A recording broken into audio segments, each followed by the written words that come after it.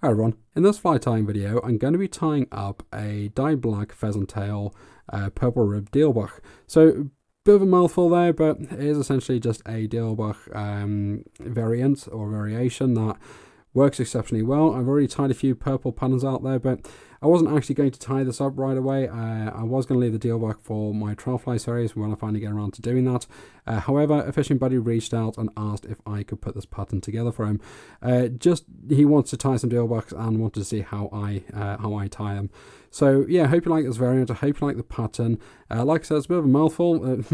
might have a shorter name for it, but it's a dyed black pheasant tail purple rib Diawl Bach. That's at least what I know it as. But you call it what you want. It's a good pattern. It catches fish, and I know a few anglers that do use it. And yeah, they certainly will be testament to how good a pattern it can be on the day. Right, I hope you like it. Let's go on the fly tying.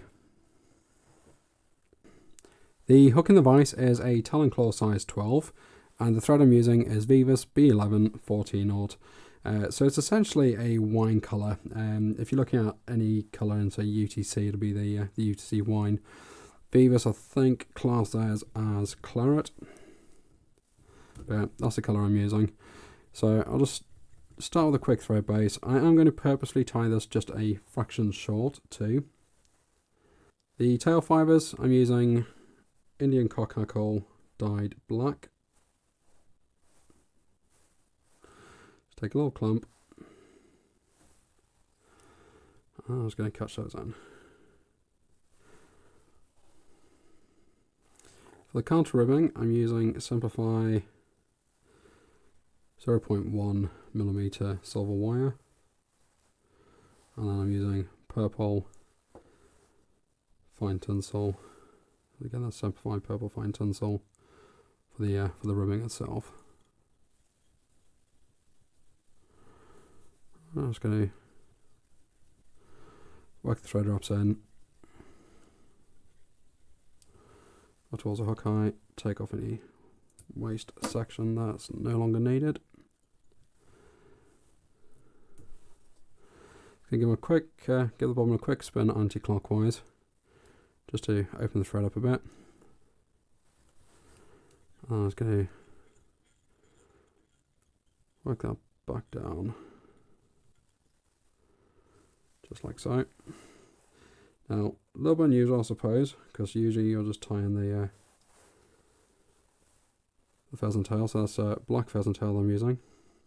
Now, the reason I do that is every now and then you break some fibres. It's annoying, but by doing it that way, I kind of locked everything else in.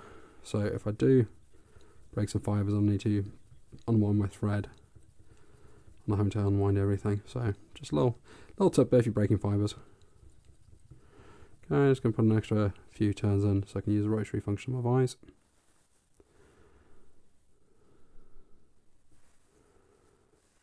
And there we go. Just doesn't matter if there's a few gaps in there. I think it adds to it. I'm going to take it all the way to the top, catch it in.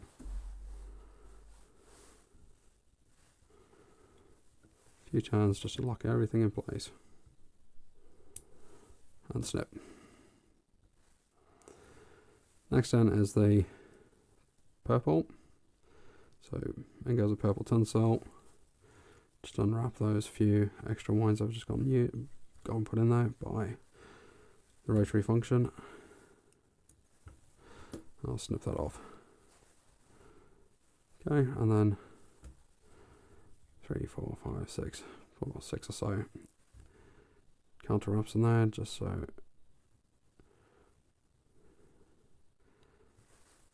there's no wrap build up.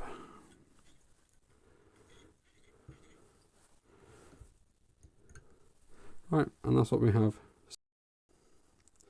For the beard, I'm using the same hackle, so it's dyed Indian cockhackle, it's dyed black.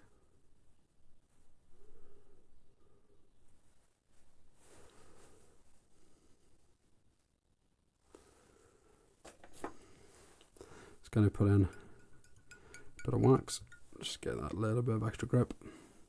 Now I find the simplest way for this is turn the vise to like a 45-degree angle, and that way you can put the fibres, a little the feather barbs in that kind of wedge that you create there.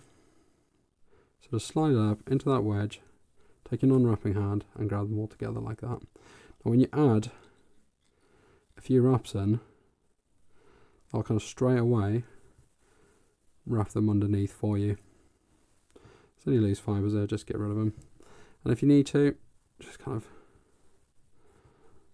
position everything underneath where you want it. Now what I like to do from there is I'm just going to pull all that back. I'm going to trap long tag sections back on the way down. The reason I like to do that, it just adds a whole heap of durability to the fly, and I find it's easier that way too. Just keeps it all nice and neat. Gonna go in with a little bit more wax. Last piece of the puzzle, I'm gonna go in some split jungle cock. So I really split those just a little bit to kind of help along the way. A few turns in, quick repositioning, because no doubt they do tend to kind of move around on their own.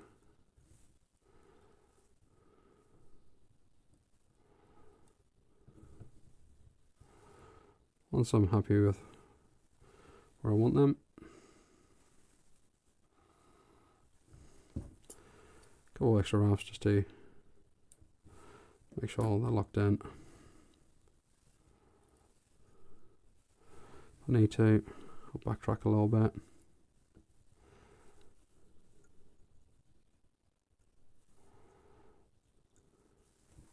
Just a quick reposition that.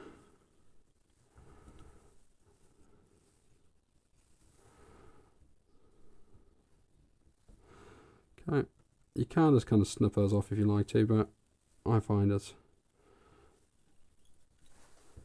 easier if, like in that situation there, I like to kind of pull them off, but if I can't do, I'll kick them backwards with my thread wraps, and then I'll tidy it all up. So I've got a little bit of fraying of the thread there, no biggie if that happens, just leave it there. I just must have nicked on something.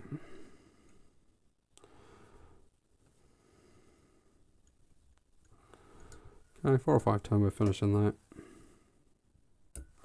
Snip off. And what I'll do is I'll just pinch everything there, use a cigarette lighter just to singe any fibres off to neaten the head up. Looks like I've just missed one there.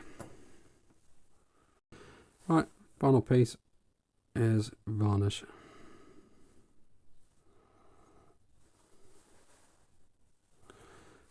Stuff on the brush there.